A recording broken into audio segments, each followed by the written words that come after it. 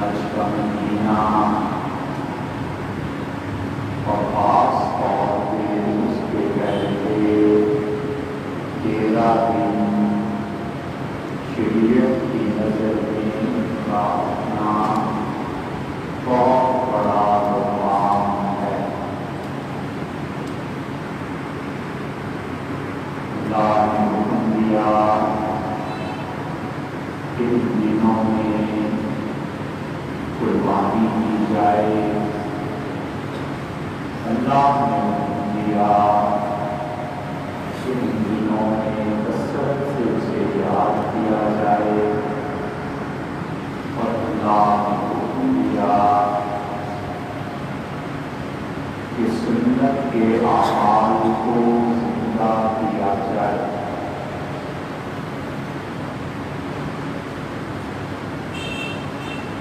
تاریخ کی جو چیز ہم سب کو جس پہ عمل کرنا اور سیکھنا چاہیے، اس کا آغاز ہوتا ہے صحیح علم سے۔ ہمیں اور آپ کو اگر علم صحیح ہوگا تو اس کے مطابق عمل بھی صحیح ہوگا، اور اگر علم ٹھیک نہ ہو تو اس کے نتیجے میں عمل بھی غلط ہوگا۔ اس لیے زندگی کی ترتیب ہمیشہ سب سے پہلے صحیح عقیدہ اور عقیدے کے بعد صحیح علم اور صحیح علم کے بعد صحیح عمل اور عمل میں اخلاص، یہ 4 چیزیں ہم میں سے ہر آدمی کے ذمہ فرض ہیں۔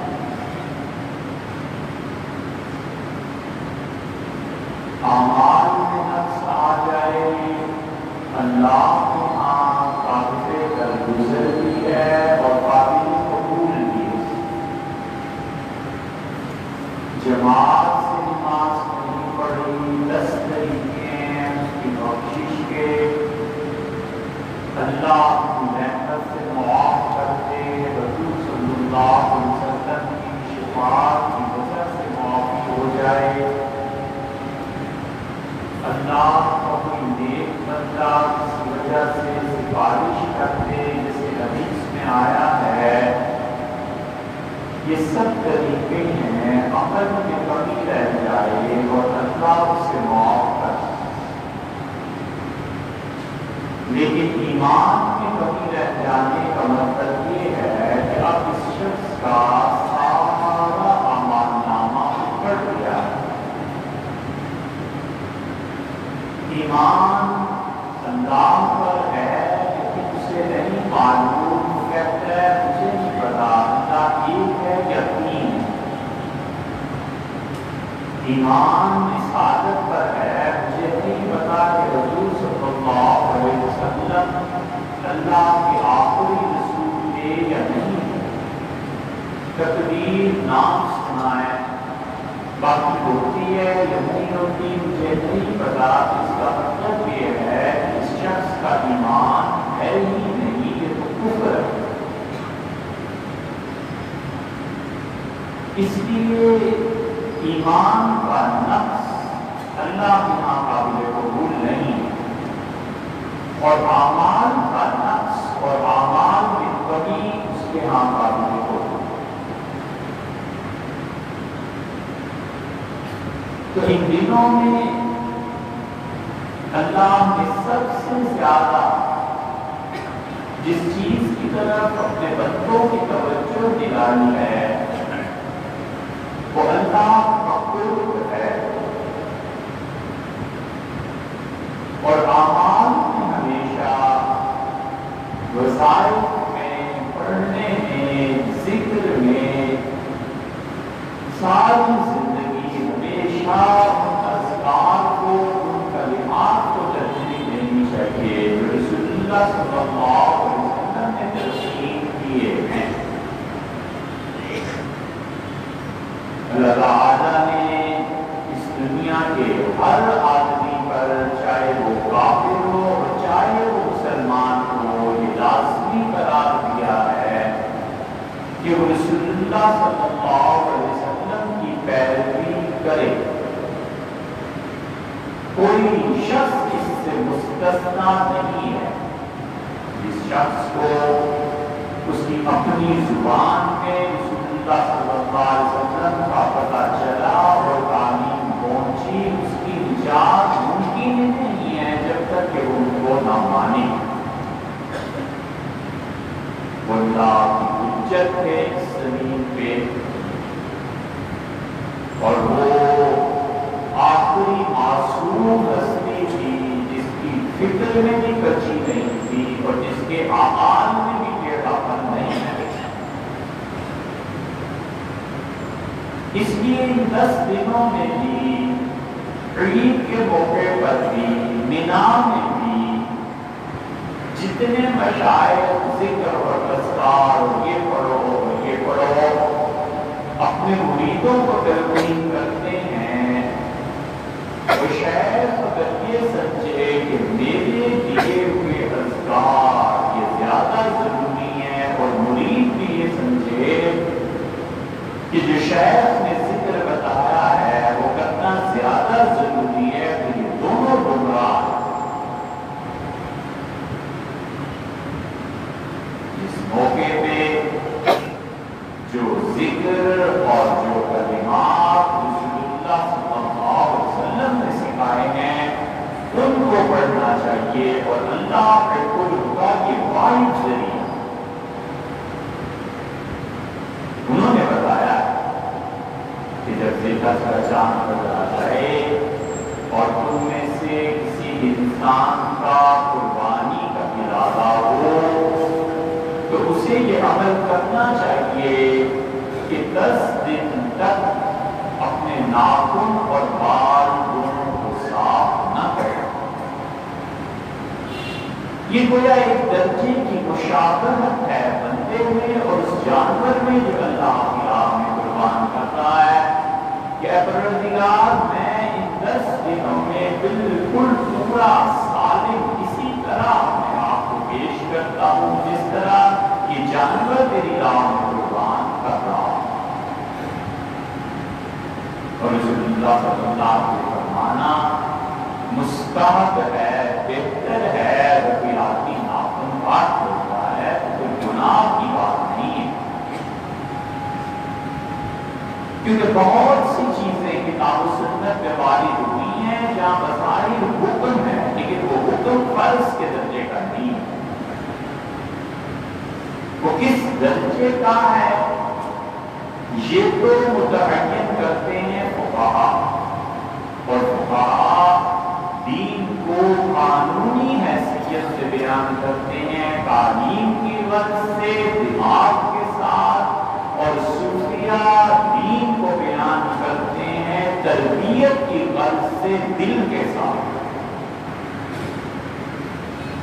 صوفیہ ہمیشہ دین کو عملی زندگی میں لا کر اس کا مصدر بن جانا اور تربیت ہونا اس پہ زور دیتے ہیں، اور فقہا اس کی قانونی حیثیت پر غور کرتے ہیں اور بتاتے ہیں کہ قانونی حیثیت سے یہ چیز فرض ہے، واجب ہے، کیا نہیں۔ تو یہ حکم فرمایا مستحب کے درجے میں کہ اگر قربانی کا ارادہ ہے تو یہ کام نہ کرو، اور قربانی فرض ہو جائے تو یہ بتایا گیا کہ عورت کا نصاب اپنا اور مرد کا اپنا۔ شوہر کے پاس پیسے نہیں ہیں، نصاب کی حد تک نہیں پہنچتا، نہ قربانی کرے، جو اللہ نے فرض قرار نہیں دی، کیا ضرورت ہے اپنے ذمہ فرض دینے کی؟ جو رعایت اللہ نے دی، بندگی کا تقاضا ہے کہ خاموشی سے اس سے فائدہ اٹھائے اور اپنے جذبات پر اللہ کے حکم کو غالب رکھے۔ جذبات میں بہہ جانا اور اللہ کے حکم کی رعایت نہ کرنا یہ شیطان کی تعلیم ہے۔ بہت سے کاموں میں لوگ مغلوب الحال ہو جاتے ہیں، مجذوب ہو جاتے ہیں اور اپنے جذبات کے غلبے کے اعمال کو کئی طرح سے ثابت کرنے کی کوشش کرتے ہیں، لیکن ان کا ضمیر اگر زندہ ہو تو وہ کہتا ہے کہ تمہارے جذبات ہیں، ادروائز شریعت نے اسے تمہارے ذمہ لگایا ہی نہیں، نہ کبھی جب شریعت نے ذمہ نہیں لگایا۔ بیوی کے پاس زیور ہے، سونا چاندی ہے اور کیش نہیں ہے تو دروائے زیور کو بیچے جا کے مارکیٹ میں قربانی کرے، نہیں کرے گی تو گناہگار ہو۔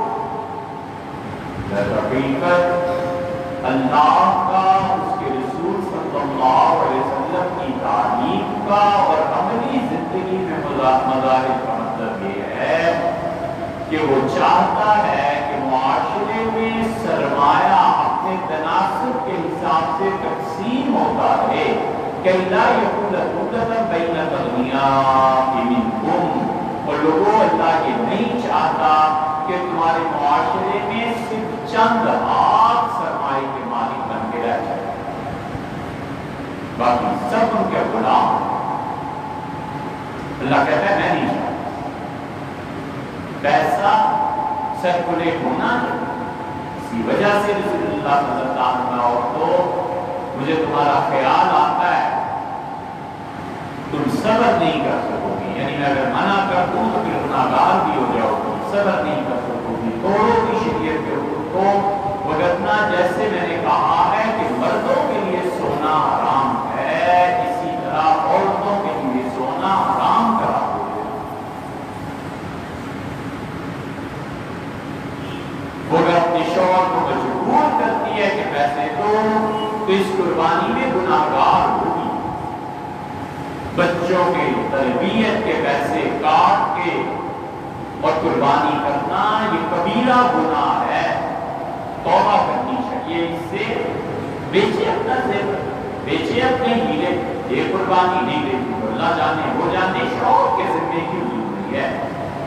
ہاں بیوی مالدار ہے، شوہر کو کہتی ہے کہ اب اپنا حصہ بھی ڈالیں، میں آپ کو پیسے دے دیتی ہوں، میرا حصہ ڈالنے، شوہر کہتا ہے آپ اپنا حصہ ڈالیں، میں آپ کے لیے قربانی کے پیسے دے دیتا ہوں۔ یہ تبرع ہے، نیکی ہے، بہت ثواب ہے، لیکن جو چیز اللہ نے واجب کرا نہیں دی اسے اپنے اوپر واجب کرنا یہ کون سی دینداری ہے؟ اللہ نے حکم دیا کہ ان دنوں میں روزے رکھو، یہ اب جو دن رہ گئے باقی یکم سے لے کے، اور فرمایا کہ 9 ذی الحج تک یہ 9 روزے رکھو، اور رسول اللہ صلی اللہ علیہ وسلم فرماتے تھے 8 دن کے روزے تمہاری زندگی میں گناہوں کو معاف کرنے کے لیے کافی ہیں، اور نمی کا روزہ 8 دن کے متعلق یہ فرمایا کہ پچھلے سال کے گناہ معاف ہو جائیں گے، 8 سالوں کے، اور نمی کے روزے کے متعلق فرمایا سنتن قبلہا و سنتن بعدہا، 1 سال پچھلا اور 1 سال آئندہ جو آ رہا ہے اگلے ذی الحج تک جو گناہ کرو گے یہ روزہ وہ بھی معاف کرا۔ اور 10ویں کے دن وہ روزے کی ایک صورت ہے، روزہ نہیں ہے، کہ رسول اللہ صلی اللہ علیہ وسلم قربانی کے بعد اپنے جانوروں کی بوٹیاں ایک ایک بوٹی سب سے لے کے فرماتے تھے اس کا شوربہ بنا دو، اس کی یخنی بنا دو، اور رسول اللہ صلی اللہ علیہ وسلم مستحب ہے کوئی کرے اچھا ہے، اور جہاں قصابی شام 5 بجے آئے وہاں کیا کریں۔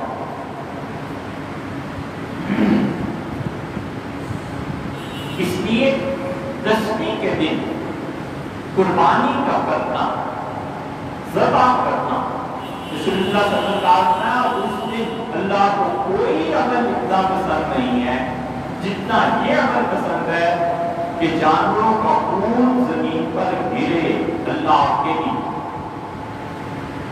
اس لیے اللہ کے لیے قربانی کرے، اللہ کو اپنے تمام خیالات کا منبر اور مرکز بنانا یہ اصل عبادت ہے۔ اور اللہ سے بے وفائی اصل جرم اور گناہ ہے۔ تمام گناہ شروع ہوتے ہیں اللہ سے بے وفائی سے، اور تمام نیکیوں کا مرکز ایک ہے، اور وہ اللہ کے ساتھ وفاداری ہے کہ اللہ اس سے کس بات پہ خوش ہے، اس کی محبت کیسے ملتی ہے۔ وہ میرا محبوب ہے، میں نے اسے منانا ہے، وہ مجھے خوش رکھے گا، میں بھی اسے خوش رکھوں گا۔ سارا دین یہ وفا کو نبھانے کا نام ہے، اور جس شخص کو اپنی زندگی میں وفا کا تجربہ نہیں ہوا، کسی سے وفا کرے، ماں سے، باپ سے، بیوی سے، گرل اور بوائے فرینڈ سے، کسی سے جو محبت کرتا ہے نا، اسے پھر پتا چلتا ہے، دولت سے، مال سے جو محبت کرتا ہے پھر پتا چلتا ہے۔ ایک لمحے کے لیے اپنی محبوبہ کو، محبوب کو جگہ سے نکالو اور اللہ کو رکھ کے دیکھو تو پھر پتا چلے گا کہ کس طرح نائٹ پیکج میں نیند نہیں آتی تھی اور آج اللہ کے لیے نیند نہیں آتی۔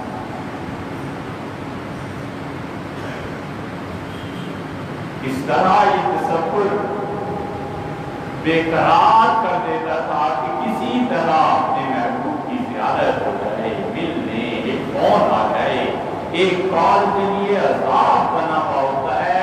جس کا محبوب اللہ ہوتا ہے نا، اس سے پوچھو آزان کی آواز سن کے وہ اتنا خوش ہوتا ہے کہ میرے مالک نے مجھے بلایا ہے، مجھ سے بھی فرمائیں گے، مجھ پہ اظہار کرم ہوگا، آج میری بھی سنی جائے گی۔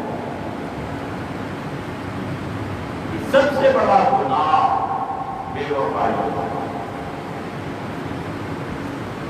اور سب سے بڑی نیکی اللہ کے ساتھ وفا کرنا۔ اس لیے فرمایا ہے کہ 10 ذی الحج کو سب سے اچھا عمل جو تم کرتے ہو وہ اللہ کی راہ میں خون کا گرانا ہے۔ اس لیے جنہیں نیا نیا دین اور نئی نئی شگافیاں سوچی ہیں نا کہ ڈیم بناؤ اور غریبوں کی مدد کرو، یہ کرو، یہ کرو، سارے کام چھوڑو، کھانے کے بعد بھوک بھی چھوڑو، کھانے کے بعد چائے پیتے ہو یہ بھی چھوڑو، ڈیم کے لیے پیسے دینے ہیں۔ ایک خدا کا دین ہی رہ گیا جس میں اپنی طرف سے پچر لگانی ہے۔ ایک یار آپ اس دین کو پڑھے نہیں، آپ اس کا مزاج نہیں سمجھتے، آپ نے راتیں مطالعے میں سر نہیں کی، کتابوں کو آپ کا پتہ نہیں، اور فیصلے ایسے صادق فرمانا جیسے جاہل ان پڑھ کوئی آدمی چیف جسٹس کی جگہ لے لے اور کہے میں فیصلہ کرتا ہوں۔ نہ کرے، نہ کرے اور اس کے قریب بھی نہ جائے۔ اللہ کے احکامات کو بدلنا اور جن چیزوں سے اللہ راضی ہوتا ہے، حضور صلی اللہ علیہ وسلم نے یا تو خاتم نبیین تھے، یہ ایمان اور عقیدہ مانو، اور یہ مانو کہ اب کسی نبی نے آنا ہے کہ میں نے دین سکھایا بھلیا دین، اور جب وہ خاتم نبیین ہیں اور یقیناً اللہ کے آخری رسول ہیں تو یہ شریعت قیامت تک کے لیے بھی کیوں کافی نہیں ہے؟ اجتہاد وہ کرے جس کا اہل ہے سلام کو، اور جو نااہل ہے وہ چپ رہے۔ ہم کیوں کہیں کہ بلڈ پریشر ہے تو یہ دوا کھا لیجیے، ہے کچھ نہیں۔ اس لیے اللہ کو جو عمل پسند ہے 10 ذی الحج کو، وہ قربانی کا کرنا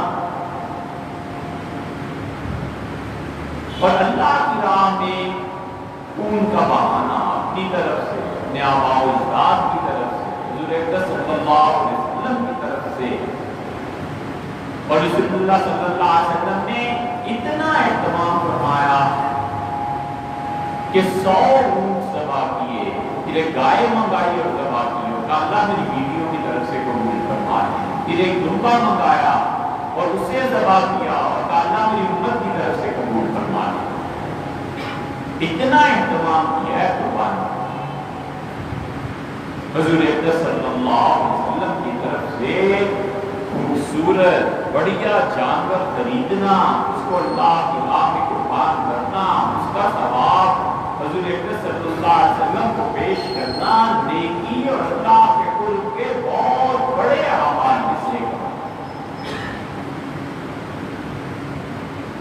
غلامی اور لوگوں نے ایک بزرگ ہیں ان کا قصہ لکھا ہے. پوچھا گیا مسئلہ، انہوں نے کہا 10,000 جانور رسول اللہ صلی اللہ علیہ وسلم کی طرف سے زندگی میں قربان ہوئی ہیں. یہ باتیں محبت سے سمجھ میں آتی ہیں. اور رسول اللہ صلی اللہ علیہ وسلم نے خدا کا ذکر بتایا، بس ان کی غلامی کافی. یہ عجیب سلسلے چل پڑے ہیں لوگوں، شاید ان کا جتنی بھی گمراہی کو حکم دے اللہ تک کچھ نہیں گئی. حضور اکرم صلی اللہ علیہ وسلم کے ہوتے ہوئے کوئی شخص اپنی آزادی کسی کے حوالے نہیں کرے. انسان کو اللہ نے آزاد پیدا کیا ہے، علم کی بنا پر شہر سے ادب کے ساتھ اختلاف کرے، اور شہر کو چاہیے کہ خود سمجھے، محتاج سمجھے اپنے آپ کو علم کا. حضور اکرم صلی اللہ علیہ وسلم نے فرمایا کثرت سے ان آخری 10 دنوں میں، پہلے 10 دنوں میں کثرت سے اللہ کو یاد کرو، اور اس سارے 9 دنوں کا ترانہ اور نظم اور ذکر بتا دیا. فرمایا کثرت سے پڑھو اللہ اکبر اللہ اکبر لا الہ الا اللہ اللہ اکبر اللہ اکبر وللہ الحمد. سب سے اچھا ذکر فرض اور واجب اللہ کے علاوہ اللہ کو یہ ذکر پسند ہے. اٹھتے بیٹھتے چلتے پھرتے اس کو کرتا رہے. صحابہ کرام رضی اللہ عنہم، حضرت ابو ہریرہ رضی اللہ عنہ مارکیٹس میں بازاروں میں جاتے تھے، اونچی اونچی آواز سے پڑھتے تھے اور کہتے تھے ابو القاسم صلی اللہ علیہ وسلم نے یہی فرمایا تھا کہ لوگوں کی توجہ دلاؤ اس ذکر کی طرف، لا الہ الا اللہ اللہ اللہ اکبر اللہ اکبر لا الہ الا اللہ اللہ اکبر اللہ اکبر للہ. اور 9 ذی الحج 13 ذی الحج تک یہ ضروری قرار دے دیا کہ ہر نماز کے بعد ایک مرتبہ جملہ کہنا ہے 13ویں ذی الحج کی عصر کی نماز تک. اس کو پڑھے، یہ اللہ کے قرب کے اعمال ہیں، اور اللہ کا قرب کتاب و سنت سے حاصل ہوتا ہے.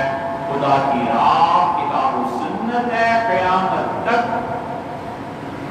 جو فرد دین میں اپنی طرف سے بغیر دلیل کے اضافہ کرتا ہے وہ اللہ کی راہ مارتا ہے لوگوں کے لیے، اللہ کے طے کردہ راستے کو ختم کرتا ہے. اور اللہ نے ضروری قرار دیا ہے کہ ہم سب رسول اللہ صلی اللہ علیہ وسلم کی سنت پر عمل کریں اور ان کے طریقے پر چلیں. حضرت نظام الدین اولیاء رحمۃ اللہ کے جانشین دلی میں کون ہوئے؟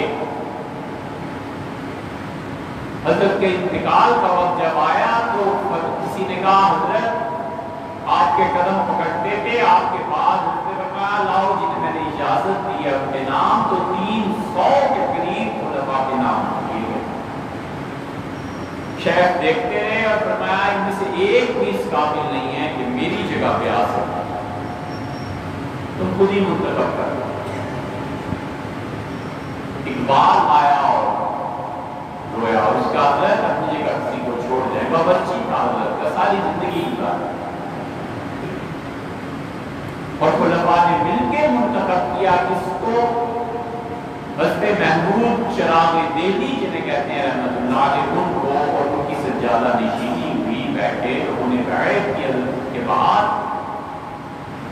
حضرت نظام الدین اولیاء رحمۃ اللہ علیہ اپنی مجلس میں کسی نہ کسی کو کہتے تھے کہ اللہ کے حضور صلی اللہ علیہ وسلم کے احترام محبت کے اشعار سناؤ، اور وہ آدمی نعت پڑھتا تھا، حمد پڑھتا تھا. اور بھری مجلس سینکڑوں آدمی وہ نعت پڑھ رہا ہے، کچھ پڑھ رہا ہے. اور حضرت محمود چراغ دہلی رحمۃ اللہ علیہ کبھی اس مجلس میں نہیں بیٹھے. شیخ کے کپڑے لے جاتے تھے، شیخ کی تو شادی ہوئی نہیں تھی، اکیلی زندگی تھی، ان کے کپڑے لے جاتے تھے اور ساتھ جمنا بہتا تھا، جمنا کے کنارے پہ دھو کے واپس آ جاتے۔ کسی نے پوچھا کیا حضرت کے خلیفہ ہیں، اتنے بڑے عالم دین ہیں، کبھی شیخ کی اس مجلس میں نہیں بیٹھتے؟ تو انہوں نے کہا شیخ جو کچھ سنتے ہیں نا میں اس کو جائز نہیں سمجھتا۔ انہوں نے کہا شیخ، انہوں نے کہا کتاب و سنت میں وہ چیز دلیل ہے جو کتاب و سنت سے ثابت ہو، فعل مشائخ امام حجت تمہارے مشائخ کا کوئی کام کرنا یہ دین میں دلیل تھوڑی ہے۔ چھٹی حضرت اقبال بہت خوش ہو، فرمایا صحیح کہا یہ لوگ، اس لیے جو ذکر رسول اللہ صلی اللہ علیہ وسلم بتایا وہ کرے، اللہ کا قرب اس سے ملے گا، قربانی کرے اللہ کا قرب ان دنوں میں اس سے ملے گا، رات کو اٹھے اور نماز پڑھے، رسول اللہ صلی اللہ علیہ وسلم فرمایا ان راتوں میں سے ہر رات، یہ 9 راتیں ہیں، ذی الحج میں ترتیب بھی بدل جاتی ہے حاجیوں کے لیے، مینا 9 راتیں ہیں، ان 9 راتوں میں سے ہر رات رسول اللہ صلی اللہ علیہ وسلم لیلۃ القدر سے افضل ہے۔ ایک لیلۃ القدر کو ڈھونڈنے کے لیے تاک راتوں میں مسجدوں میں جاتے ہیں، اعتکاف کرتے ہیں، کیا کیا پیشن گوئیاں ہوتی ہیں، آج تھی نہیں تھی 27ویں کو چلو یار عبادت کریں گے۔ یہ جو یقینی طور پہ رسول اللہ صلی اللہ علیہ وسلم ہے کہ یہ تمہاری 9 راتیں لیلۃ القدر کی عبادت سے زیادہ ثواب، زیادہ اہم ہے، اس میں ہم کیوں عبادت نہیں کرتے؟ کیا تو صحیح علم نہیں ہے، اور علم ہے تو پھر عمل نہیں۔ اس لیے ہمیشہ کوئی بھی دینی اجتماع آپ کے علم میں اضافہ نہیں کرتا، مت جائیے وہاں 2 نفل پڑھ لیجیے وہ زیادہ ثواب ہے۔ اگر وہی کہانیاں اب 2-4 مرتبہ کے بعد سننی ہے واعظ سے، اور واعظ کرنے والے نے ہر مرتبہ وہی 2-4 کہانیاں بیان کرنی تو جا کے حاصل کیا تھا؟ علم میں اضافہ اور عمل میں اخلاص، اور عمل کا سنت کے قریب ہونا اور سنت پہ عمل کرنا، یہ اللہ کے قرب کی دلیل ہے۔ اسی سے ایمان پہ موت آتی ہے، اور اسی سے اللہ کے قیامت میں اپنے بندوں کو جنت دیتا ہے۔ یہ جنت اور جہنم کوئی معمولی چیز، بچوں کا کھیل نہیں ہے۔ اسی لیے مجدد الفسانی سندھی رحمۃ اللہ علیہ نے اس بر صغیر میں جو اتنی زبردست تحریک چلائی، دوسری طرف کون گمراہ تھے؟ خدارہ شکو، اس کا پیر غلطیانی، وہ تو اس کو در گمراہ تھا، کہتا ہے منچے پروائے مصطفیٰ دارم، مجھے مصطفیٰ کی کیا پرواہ ہے، بن جائے من در بن جائے خدا دارم، میں تو خدا سے رات بھر بیٹھ کے پنجے لڑاتا رہتا ہوں،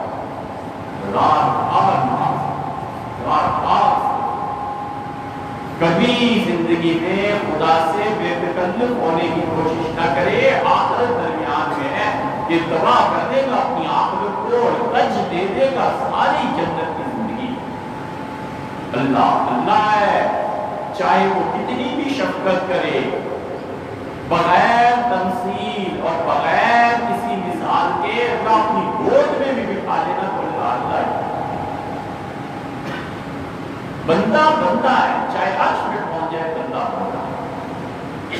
خدا کے معاملے میں کبھی بے تکلف نہ ہو، یہ نہ سمجھے کہ دوستی آئی ہے، اللہ نے فرمایا نبئ عبادی انی انا الغفور الرحیم، میرے بندوں کو بتاؤ میں بہت معاف کرتا ہوں، مہربانی کرتا ہوں، وَأَنَّ عَذَابِي، اور اگر میں پکڑ لوں تو پھر میری پکڑ بھی بہت شدید ہے۔ عافیت اسی میں ہے کہ اپنی حدود کو کراس نہ کرے، بندگی میں رہے۔ اس لیے ان راتوں کو عبادت، ان دنوں میں روزے رکھو، کثرت سے اللہ اکبر اللہ اکبر لا الہ الا اللہ اللہ اکبر اللہ اکبر وللہ الحمد جملے کا پڑھنا۔ 9 ذی الحج کی فجر سے لے کے چاہے اپنی نماز پڑھے اور چاہے جماعت سے پڑھے، 13 ذی الحج کی عصر تک اس تکبیر کو بار بار دہرانا اور قربانی کرنا۔